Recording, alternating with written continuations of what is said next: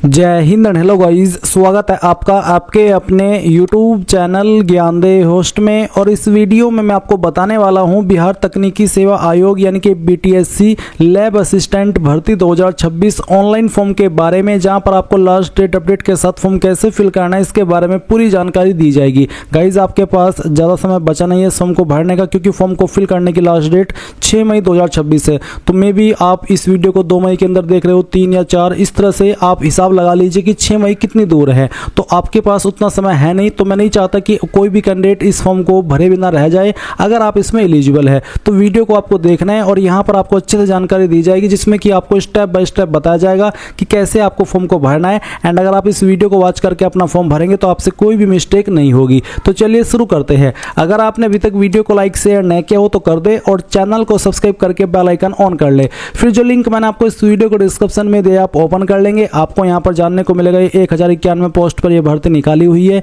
Age limit कितनी है वो भी आप चेक करेंगे। सभी कैटेगरी कैंडिडेट को सिर्फ 100 रुपये ही फीस पे करनी है। इसके अलावा आपको जानने को मिलेगा कि कौन सी पोस्ट किस एडवर्टाइजमेंट नंबर के अंदर रखी है, साथ ही साथ वो पोस्ट के लिए किस कैटेगरी में कितनी वैकेंसी है उसकी पूरी जानकारी आप इस टेबल में देख सकते हैं। अप्लाई करने के लिए कौन से पोस्ट पर या फिर कह लीजिए कि कौन से डिसिप्लिन पर क्या क्वालिफिकेशन चाहिए वो आप देख सकते हैं।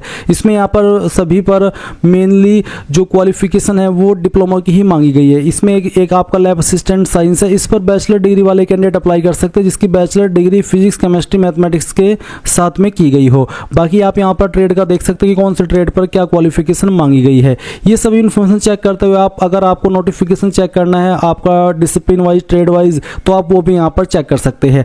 अब यहाँ पर गाइज ये इन्फॉर्मेशन आपने जान ली। अगर आप इसमें अप्लाई करने के लिए एलिजिबल है और ये फॉर्म अभी तक नहीं भरा है तो गाइज इस अंतिम मौके का फ़ायदा उठाइए और अपना फॉर्म भर लीजिए। इसके लिए आपको इंपॉर्टेंट लिंक के सेक्शन से अप्लाई ऑनलाइन लिंक ओपन करना है। फिर आपके सामने कुछ ऐसा इंटरफेस आ जाएगा। अगर बाई चांस आप रिडायरेक्ट होकर के यहाँ पर होम पेज पर आ जाए तो आपको ऑल नोटिफिकेशन एडवर्टाइजमेंट इसके ऊपर क्लिक करना है। इसके ऊपर क्लिक करने के बाद आपके सामने यहाँ पर जो करंटली वैकेंसी है इस पोर्टल के ऊपर वो देखने को मिलेगी। ऊपर इंस्ट्रक्टर की है और नीचे आपको लेबोरेटरी असिस्टेंट की देखने को मिल जाएगी। अब आपको यहाँ पर इसमें ये देखना है कि मुझे कौन से डिसिप्लिन पर अप्लाई करना है, जैसे कि केमिकल इंजीनियरिंग, फिर यहाँ पर काफ़ी सारे है जैसे कि computer science and engineering, civil engineering, rural engineering, mechanical. तो जिस पर भी आपको अप्लाई करना है उसी के सामने आप अप्लाई के ऊपर क्लिक करेंगे। फिर इस तरह का इंटरफेस आएगा। आपको ये देखने को मिलेगा कि आपको सैलरी कितनी मिलेगी, एज लिमिट क्या है और उस ट्रेड के लिए कितनी वैकेंसी है। अब आपको क्या करना है, अब आप यहाँ पर राशन इसके ऊपर क्लिक करेंगे। इसके ऊपर क्लिक करने के बाद इस तरह का इंटरफेस आएगा। अब आप यहाँ पर इसको ऑन कर देना और आई एक्सेप्ट इसके ऊपर क्लिक कर देना। नाउ गाइज अब आप यहाँ पर जो आपकी मेन इन्फॉर्मेशन है वो फिल करेंगे। तो यहाँ पर पूछा है कैंडिडेट नेम, तो जो भी आपका नाम है 10th के सर्टिफिकेट के अकॉर्डिंग वो आप यहाँ पर फिल कर दीजिए। उसके बाद में फादर नेम आपको यहाँ पर एंटर कर देना है। फादर नेम एंटर करने के बाद में जो आपकी माता जी का नाम है वो आप यहाँ पर एंटर करेंगे। डेट ऑफ बर्थ क्या है वो आपको सिलेक्ट करना है, पहले डे, फिर उसके बाद में मंथ और जो भी ईयर है वो भी आप यहाँ पर इस तरह से सिलेक्ट कर लेना। इसके बाद आप आपका जेंडर सिलेक्ट करेंगे। फिर पूछेगी कि आप मैरिड है, अगर है तो यस, नहीं तो आप नो करेंगे।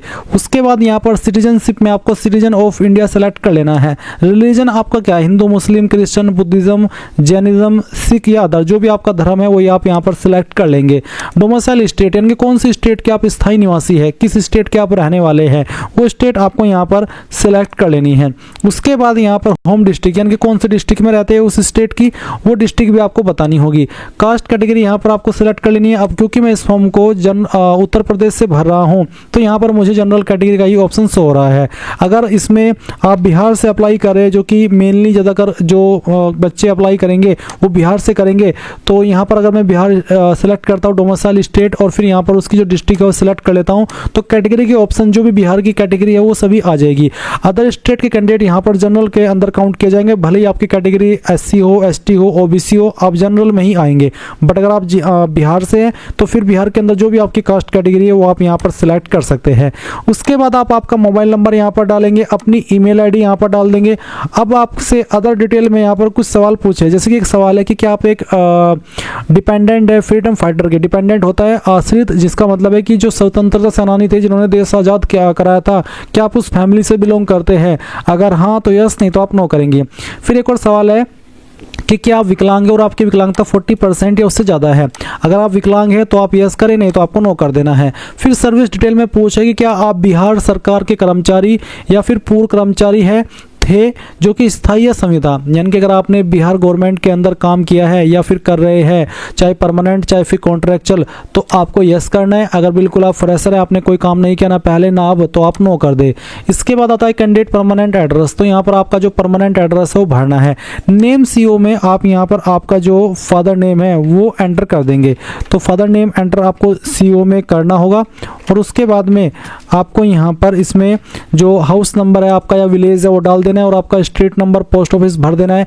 अगर आप कंफ्यूज है कि मेरा हाउस नंबर नहीं है, स्ट्रीट नंबर नहीं है, तो मैं आपको बता दूं, जो भी आपके आधार में एड्रेस लिखा है परमानेंट एड्रेस, वो आप यहाँ पर इन 2 लाइन के अंदर डाल दे और जो स्टेट डिस्ट्रिक्ट बचती है उसके पहले जो एड्रेस आता है वो आपको यहाँ पर भरना है।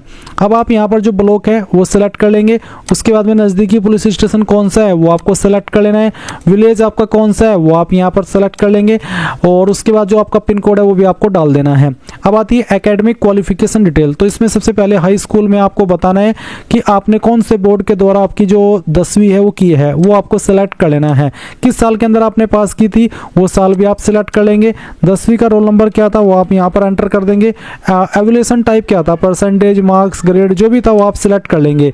अगर परसेंटेज तो आपको बताना है कि कितनी परसेंटेज आपको आई थी और फिर आपको डिवीजन भी सिलेक्ट कर लेना। जिनके 60+ परसेंटेज होते हैं वो फर्स्ट डिवीजन के अंदर आते हैं, जिनके 45 से लेकर के 59 के बीच में रहते हैं वो सेकंड, और जिनके 33 से लेकर के 45 के बीच में रहते हैं वो थर्ड डिवीजन के अंदर आते हैं। अगर ये चीज़ आपके ऊपर एप्लीकेबल नहीं हो रही है तो आप यहाँ पर NA सेलेक्ट कर सकते हैं। इसके बाद गाइज आप यहाँ पर देखेंगे एक सवाल है कि हैव यू कंप्लीटेड इंटरमीडिएट, क्या आपने 12वीं भी की है, तो आप इसको टिक कर देना और उसके बाद में सेम तरीके से 12वीं की जानकारी भरना, जहाँ पर आप इंटरमीडिएट इसको सेलेक्ट करेंगे। फिर यहाँ पर आपका बोर्ड नेम, आपका पासिंग ईयर, आपका रोल नंबर, आपके नंबर किसके अंदर थे वो, अगर नहीं किया 12वीं तो आप इसको अनटिक कर दे।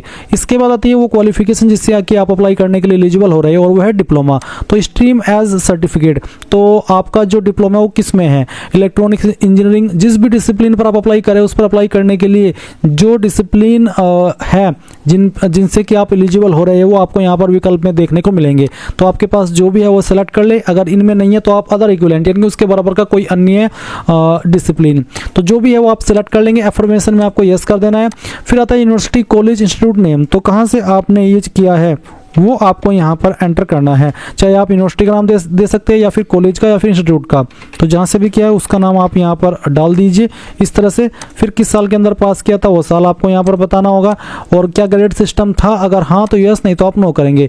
यस करने पर आपको आपकी परसेंटेज डालनी है और अगर आप नो करते हैं तो भी यहाँ पर आपसे गाइज परसेंटेज तक भी नहीं ली जा रही है, ना ऑब्टेन्ड मार्क्स ना टोटल मार्क्स। और अगर आप यस करते हैं, अगर ग्रेड सिस्टम था तो उसके बाद आपके सामने ये परसेंटेज डालने का ऑप्शन आ जाएगा, आप यहाँ पर परसेंटेज डाल देना। अब ये सिक्योरिटी कोड डालिए जो वेरिफिकेशन कोड बेसिकली आप कहते हैं और उसके बाद सभी जानकारी चेक करने के लिए आपको वैलिडेट एंड प्रीव्यू इसके ऊपर क्लिक करना है। तो गाइज आपने अभी यहाँ पर जो जानकारी भरी है वो आपके सामने, आप सभी जानकारी को चेक कर लेंगे और उसके बाद में इसको टिक करेंगे और फिर सबमिट करके यहाँ से ओके कर देंगे।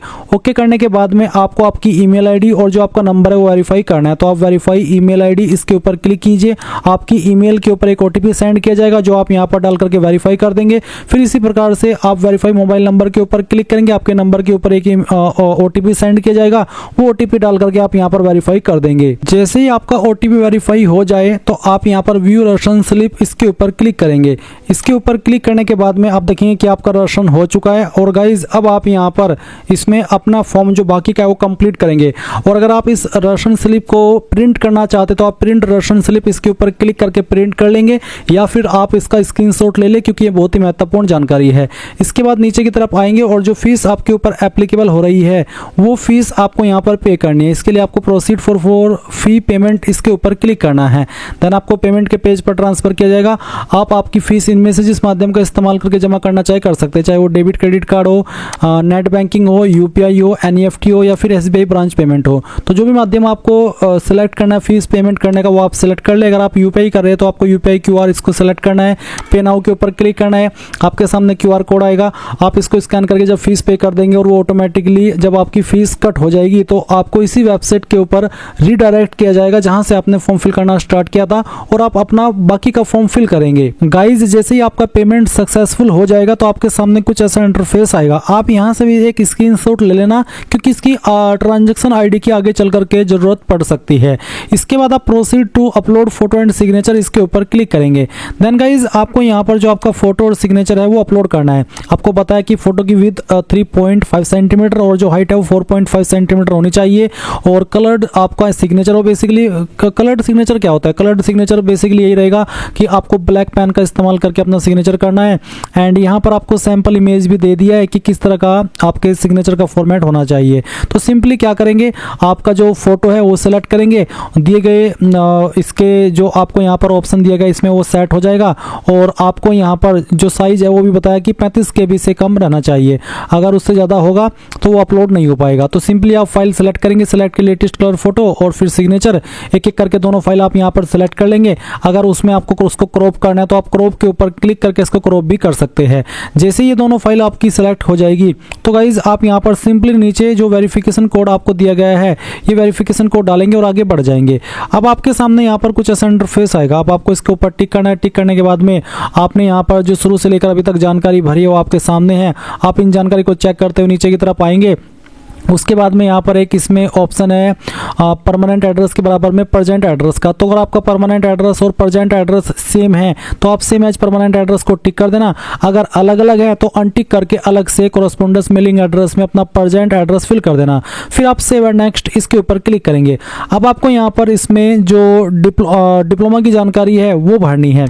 तो यहाँ पर आपको बोला है कि diploma obtained in regular non distance mode, आपका रेगुलर डिप्लोमा होना चाहिए। और आपको भी बोला है कि अगर कोई डिटेल्स आपके ऊपर एप्लीकेबल नहीं है तो आप उसमें NA लिख सकते हैं। तो यहाँ पर आप जिस भी डिसिप्लिन के लिए अप्लाई कर रहे हो वो डिसिप्लिन आपको देखने को मिल जाएगा। इसी के साथ में यहाँ पर इश्यूइंग अथॉरिटी में आपको बताना है कि जो आपका डिप्लोमा है वो कौन सी इंस्टीट्यूट के द्वारा जारी हुआ है, कौन सी अथॉरिटी ने उसको जारी किया है, उसका नाम आप यहाँ पर फिल कर देंगे।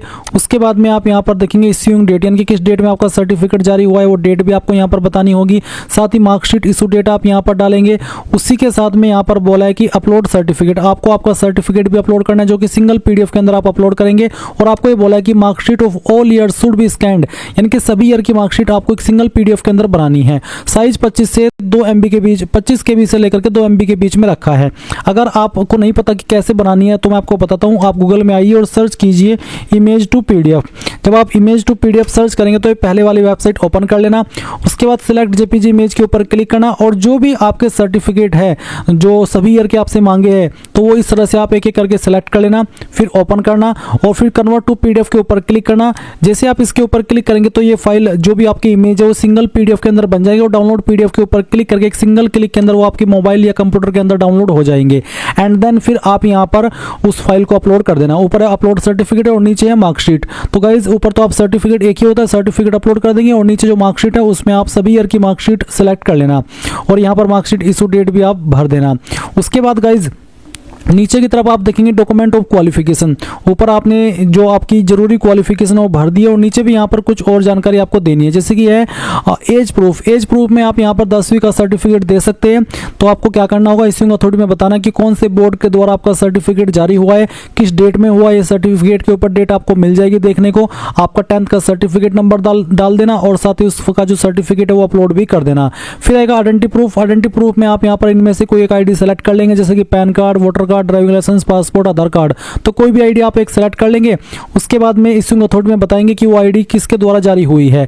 उसके बाद में इशू डेट और फिर साथ ही सर्टिफिकेट। अगर वो आपके ऊपर ID के एप्लीकेबल नहीं हो रही है इशू डेट तो आप NA लिख देना। उसके बाद जैसे आप ये फाइल अपलोड कर देंगे तो आपको सेव एंड नेक्स्ट के ऊपर क्लिक करना है और उसके ऊपर क्लिक करने के बाद में आपके सामने यहाँ पर आपके फॉर्म का इस तरह का डिक्लेरेशन आएगा। आप I accept the above declaration इसमें यस करेंगे। प्रीव्यू फॉर्म के ऊपर क्लिक करके जो भी जानकारी आपने भरी है उन सभी को चेक कर लेंगे और इस तरह का एक इंटरफेस आएगा जहां पर बोला है कि I have verified and confirm. ऊपर वाले के ऊपर आप टिक कर देना जो ग्रीन है और उसके बाद जैसे आप इसके ऊपर क्लिक करेंगे तो गाइज जो आपका फॉर्म है इस तरह का इंटरफेस आएगा। ये वेरिफिकेशन कोड डालना और सबमिट एप्लीकेशन फॉर्म इसके ऊपर क्लिक कर देना। इसके ऊपर क्लिक करने के बाद फॉर्म आपका सबमिट हो जाएगा फाइनल और आप अपने फॉर्म का फाइनल प्रिंट आउट यहाँ पर प्रिंट एप्लीकेशन ID स्लिप के ऊपर करके ले पाएंगे। और click to download complete application form इसके ऊपर क्लिक करके आप यहाँ पर जो आपका फॉर्म है वो भी डाउनलोड कर सकते हैं और जब चाहे मन करे आपका इसको प्रिंट करा सकते हैं। इस तरह से आप लोग BTSC लैब असिस्टेंट यानी कि प्रयोगशाला सहायक भर्ती 2026 ऑनलाइन फॉर्म को भर पाएंगे। आई होप ये प्रोसेस आपको पसंद आया होगा। So thanks for watching. जय हिंद।